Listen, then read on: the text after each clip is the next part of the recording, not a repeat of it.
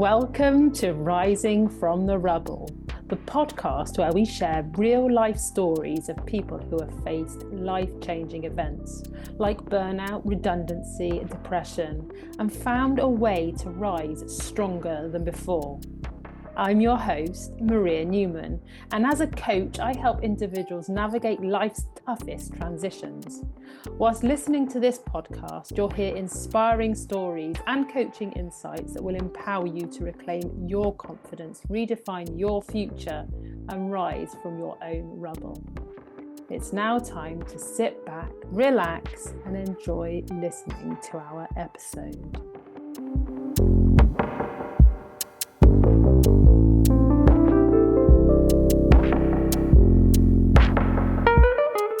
Hey everyone, thanks for joining us today. I am here with Kevin. Thank you for joining me today, Kevin. Welcome to you as well, because makes a change, doesn't it? On what day is it? Wednesday afternoon? It is. So, what makes your story meaningful to others? Being old, as you can see, there's filters on. I've got filters on, so it doesn't look as probably as old as I really am. I think people relate to me. It's the old sort of, I've been there, worn the t-shirt whilst being a coach and helping other people and got myself through it. So, I think they understand that, so I can relate with them and they can relate with me. Who will benefit the most from hearing your journey? Probably middle-aged people and the most that are stuck in what I call the negative momentum, and we need to change it to positive momentum so they get the best out of their lives. And what is the most important takeaway from your experience? I think going through my own breakdown, I think many years ago, it was probably the best thing that ever happened to me and made me reevaluate everything in my life. And that really gave me the trust and belief to do what I wanted to do and change my life. So, Kevin, who are you and what is your story? Okay, my story really starts off. There's two things really I think about my story. It started off, I probably was coaching, but I didn't realise I was coaching when I was about 17. And I started off speaking in public when I was 8 years of age. And I got the confidence from speaking in public. And that stuck with me all the way through music and drama college, and then started in a carpet warehouse when I was like 18, 19. And I was a semi-pro musician on an evening, and thought I'll get a part-time job, see where it goes. And then sort of 5 years later, I moved with that job when we bought a new textile mill in Yorkshire. So I moved from Nottingham up to Yorkshire, still here in Leeds now. And within 6 years, they made me a director of the company. And then I became a director of the PLC with about 2,000 employees. I then went through the ultimate burnout in my 40s through having all that success earlier on in my life. So everything sort of went that route. It went through sort of everything. I achieved everything probably slightly too early in life, if I'm honest. And what happened because obviously you got to a point where it was all too much and you lost a sense of who you were, what you were all about. Tell us about those individual incidences that led to that point where you were like, right, something's got to give, because otherwise I'm going to give. Yeah, I think a lot of it was I was working away from home. Ultimately, I would say it had a bearing on me losing my marriage a few years after, when I jacked it all in with them. And they wanted me to move again. My father died the year before, and I'm an only child, and my mother had moved up to Yorkshire. So it was like, I can't move her again because she was all in the 60s. And I had to make that decision. The job role had changed with the PLC quite a lot as well. The travelling was away from home 4 nights, 5 nights a week.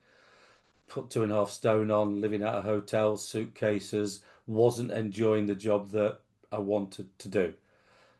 I suppose that was the bottom line. So getting home on weekends and not, trying to be a family man, and I was knackered, to be honest. Just eating Greggs and every morning and McDonald's on the way on motorway service stations, or stopping in hotels overnight and having the full breakfast. It eventually takes its time. I had a lot of time on my own, and I started writing a lot of scripts then and doing a lot of charity work and speaking work, wherever I was going and trying to look. I'd always done the speaking.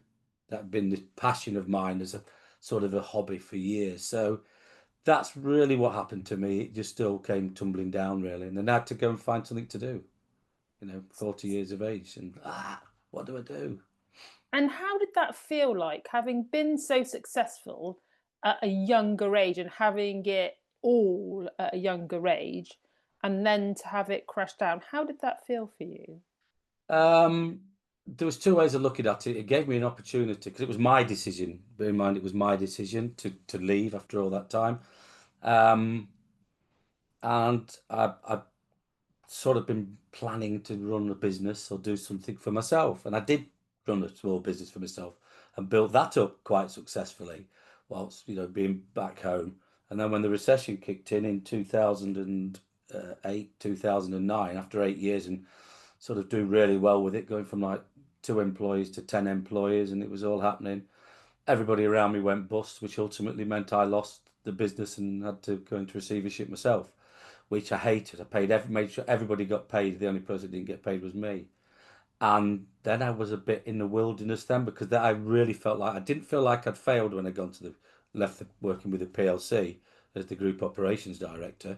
I didn't feel that was a failure. I just felt that the natural time had run. Where with the other business, I felt that it was, you know, it was out of my hands really, and I felt as if I'd failed. Didn't recognise what was happening with climate financially. So I learned a lot of lessons from them. And I got involved actually with a lot of networking then, because it was a smaller business. And I really enjoyed networking. And I got more into the self-development side.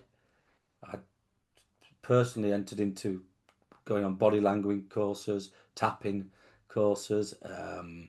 I did my first NLP practitioner course and a hypnotherapist, which was what, 25 years ago. So I actually did all these things for my own personal self-development. What we're talking in the 2000s, early 2000s, so 25 years ago, I was like doing all this type of thing to help myself and help my business, and still speaking at charity events, you name it. I was that person who they needed an auctioneer at the sporting club, they needed somebody to announce this at the Gala of the Fate, or even at NSPCC. I hosted the whole couple of things for them for their massive events. So I was always involved in this, confident and being out there. Although that sometimes I was that majestic swan on top, pedaling like bloody hell underneath, trying to keep things together myself. So I learnt my trade in coaching then, and I always felt that the one thing I learnt was through coming through the ranks of a business from warehouse to boardroom, is that I knew when somebody needed the carrot and I knew when somebody needed the stick. And there was so many boardroom directors that it was all only one way. And I worked out that the client was the most important. And it was sometimes we were in a distribution industry, and the thing that stuck with me, and I think it's the same for our lives, is, you know, don't promise the delivery, deliver your promise. And that is still one of the mottos that I live with, because the salesmen are going to, we'll promise you delivery, we'll promise this, and yet we could cope, the else could cope with it. Things weren't happening, and I was like, have you actually said, do they need it tomorrow? Will it wait till Thursday instead of Tuesday? Or, no, no, no, no, we'll just get everything out the door today. And it was like, business doesn't work like that. It was different. So I learned a lot of things there. So I never tried to promise anything that I can't deliver, because unless I know I can deliver that promise. So let me take you back then to 2008, 2009, when the crash happened. And in your words, you were saying you found yourself in the wilderness. And there'll be people listening who will be like, I'm in that moment, or I've experienced that moment. Yep. You're generally a positive guy anyway. How did you recover from feeling that way and being in that position? It was difficult. I started another little company, but it wasn't really what I wanted to do.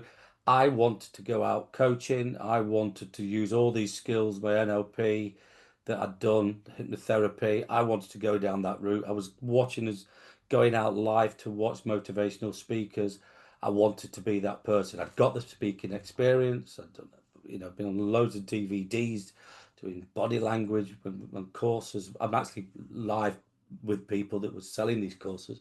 So I knew that's what I wanted to do. But I was probably, well, how old would I be then? I was probably mid to late 40s. And I thought to myself, um, that's what I want to do. But I needed to get a job really to earn some money rather than dip my toe in that waters. And uh, I didn't really feel like I got the support from friends around me. They were very much like, and I've no disrespect to anybody that works for a supermarket or driving jobs or anything like that, because I've been there and I've done that when times were hard in between building businesses. So I get that, but it wasn't what I wanted. It wasn't what my dream was, and I didn't feel that other people were on that mission for that same dream that I was on, which was helping people and getting paid for doing it and doing something I love doing. What's wrong with that? That's not selfish, is it? I don't see that as being selfish.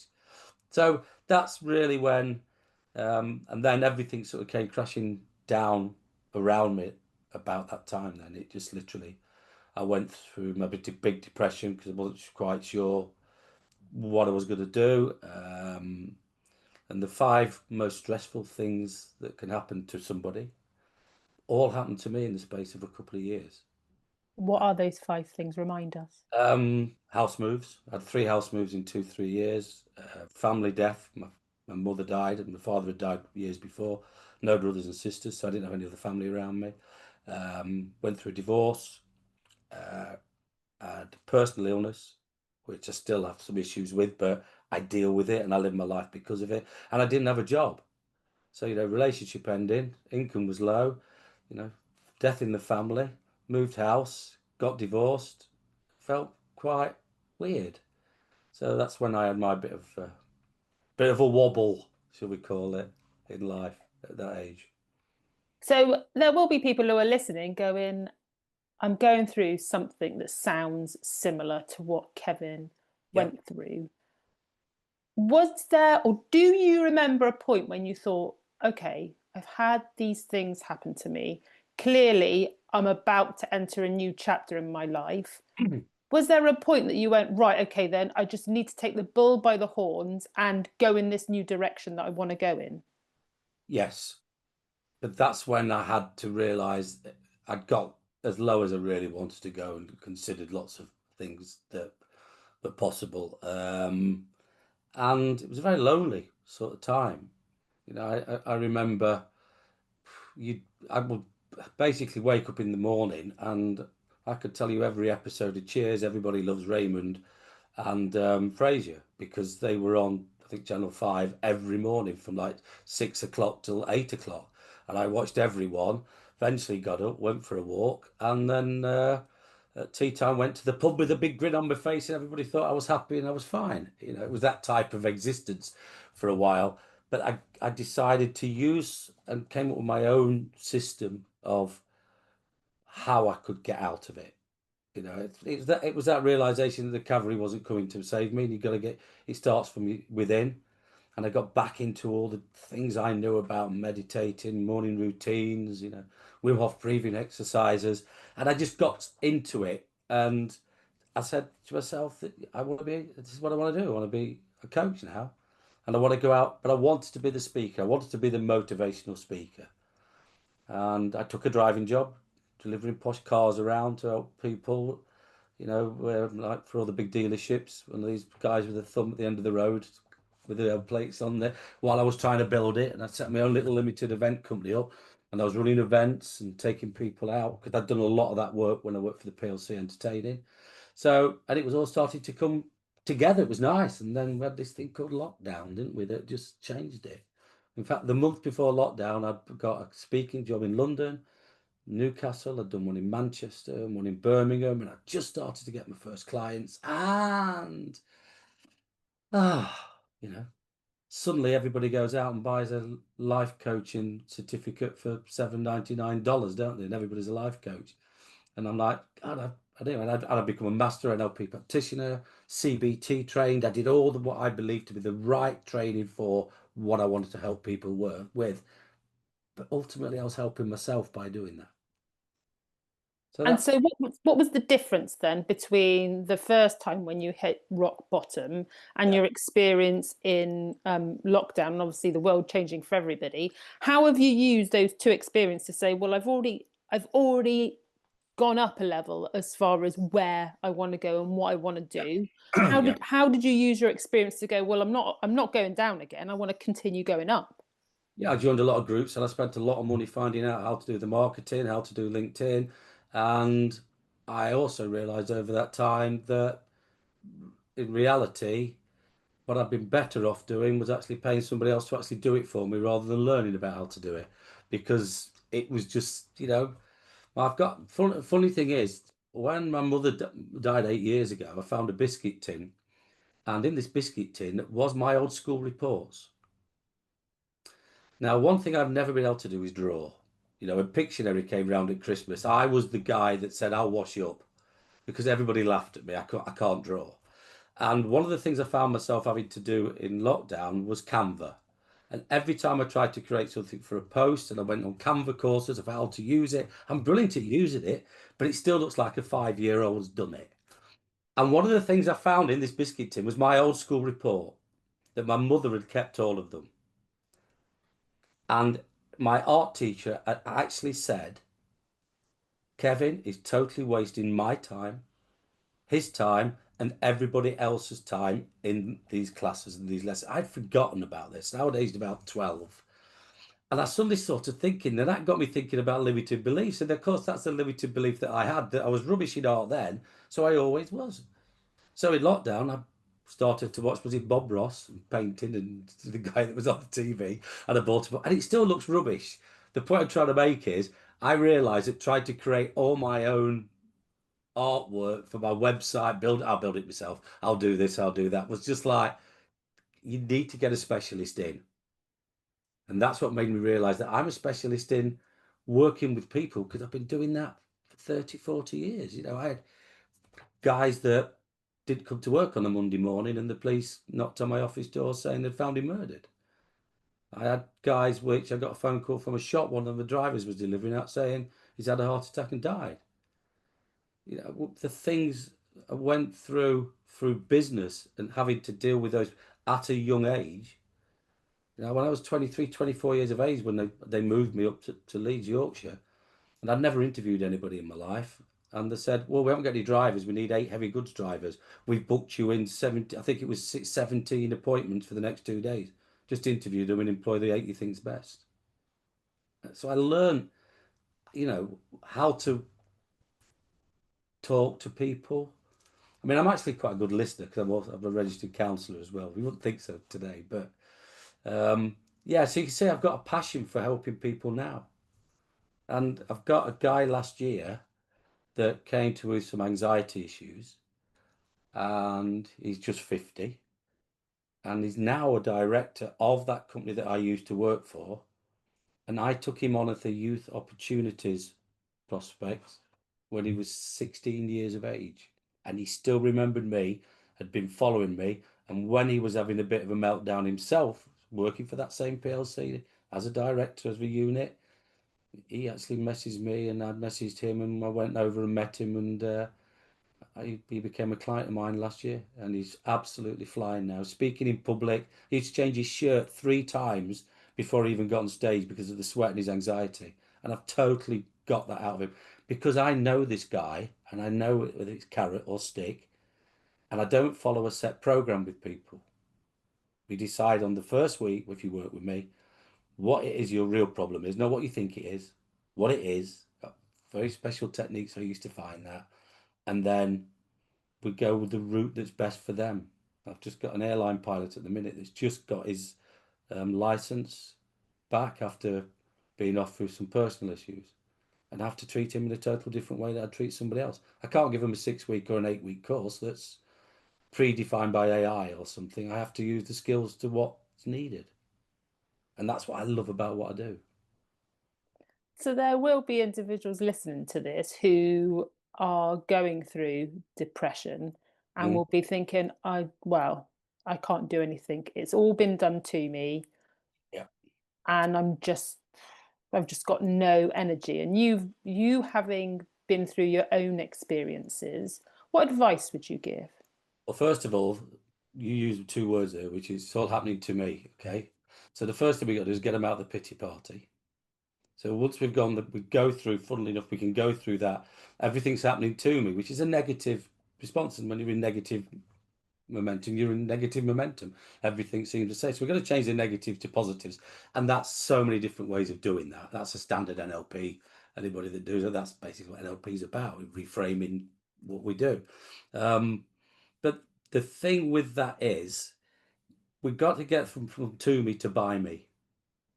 So it starts off with the to me to by me, then it's through me, or to you know, I think I can't remember the fourth one off the top of my head now. I normally know it off the top of my head, but it's the 4 stages. I don't use that. I would use that with some people, but I wouldn't do that. I prefer to get them to admit where they are and to accept what's gone on, and then to start to appreciate themselves and other people. And I have more A's, and I call it my A process. And that goes down various different routes. But the first thing is admitting, are the A, the situation we're in and what we're going to do about it. And, accept that it's not the lowest, you feel that you're the lowest, you can only go forward. Accept that, let's not work on what your weaknesses are. Let's work on what your strengths are and get that bit right before we work about what your weaknesses are.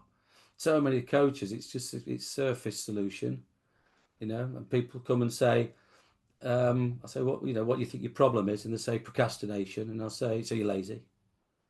No, I'm not. Well, you're giving yourself a label.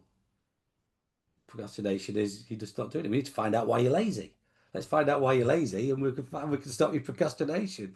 And then it could be when people say that I'm self-sabotaging, or I'm doing this, or what's the other one, imposter syndrome or whatever. And it's like, no, you've got fear of what people are thinking of you. That's what it is.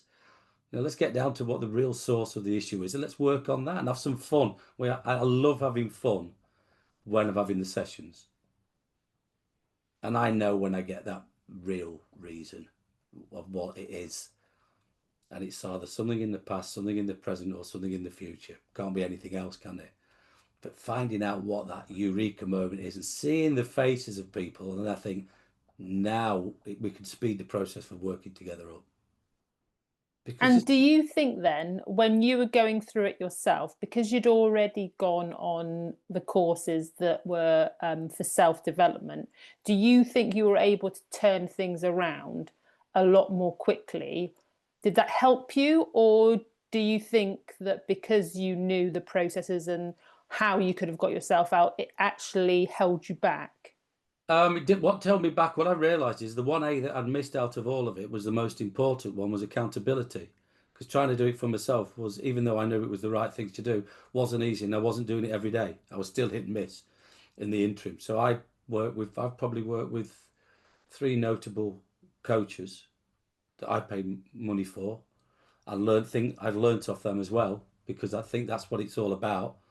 And I still have somebody that I use as a mentor today, and we meet once a week as friends as such. But that was through working with somebody else that we both had the same client doing different things with. And and I've got a lot of people which will testify that I still message them on WhatsApp every week saying how's things going. All my clients get a message off me once every fortnight, whether they're still working with me or not, because I need to check in and see how they're doing, because that's the difference to me of having a coach that knows if you need carrot or if you need stick or what you're into, And I have a saying which some people sometimes find offended by, and I don't see it offensive at all. I just say, come on, we're going to find something that makes your bits tingle. How you read into that is how you read into it. But life's about doing something in life that makes your bits tingle, isn't it? And that's, to me, is like, that's what we do, isn't it? What you got to look forward to. So even though I have no money now as such, or what I've used to have, and other ways, I'm sort of quite happy. I am happy. No, see, I change there. I put in what positively might not be a negative. So I have to change and literally change my language every time. Just catch myself and do it. And that's about what it's all about, really, isn't it? with me. It is. So we're coming to the end of our time together now, Kevin. However, I have 2 questions to ask you before we end the episode. The first one is, what 3 things do you want people to take away from this conversation based on your experience of going through the ups and downs in life? One of the biggest things I'd say is it's never too late to change your life. Never too late to change your life. Yeah. And it's only when the other one would probably be work at your dreams, because that's when the magic happens. And the other thing is, life is a journey, like a river, and there's going to be trees in the way of the river, isn't there? You're going to work your way around it, have an outcome, but it doesn't matter how long it takes you to get to that outcome, as long as you do things that makes your bits tingle on the way to that outcome. And that's probably what I would suggest. And finally, this conversation will have sparked people's interest in you. Make it easy for them to connect with you, and tell us how it is easy to get in contact with you. Okay, you can go to my website, which is actually being redone at the minute, but the old one's up there, which is kevinharvey.co.uk. There's a contact form on there, or basically my playground is LinkedIn. And on that note, Kevin, thank you for joining us in this conversation today. It's been lovely to hear your story and for you to be so honest with us. I've enjoyed it, it's great, yeah. Thank you for joining me today, Kevin, and thank you everyone for listening and watching.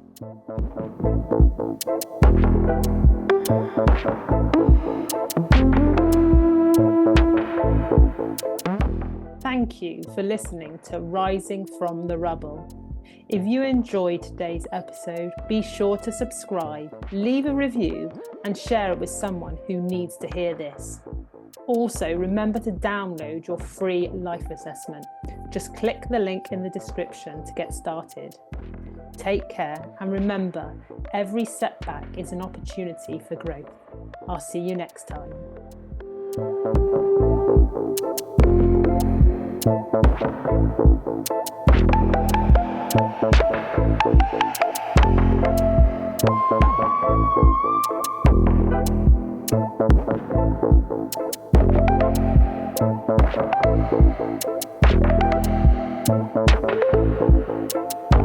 Thank you.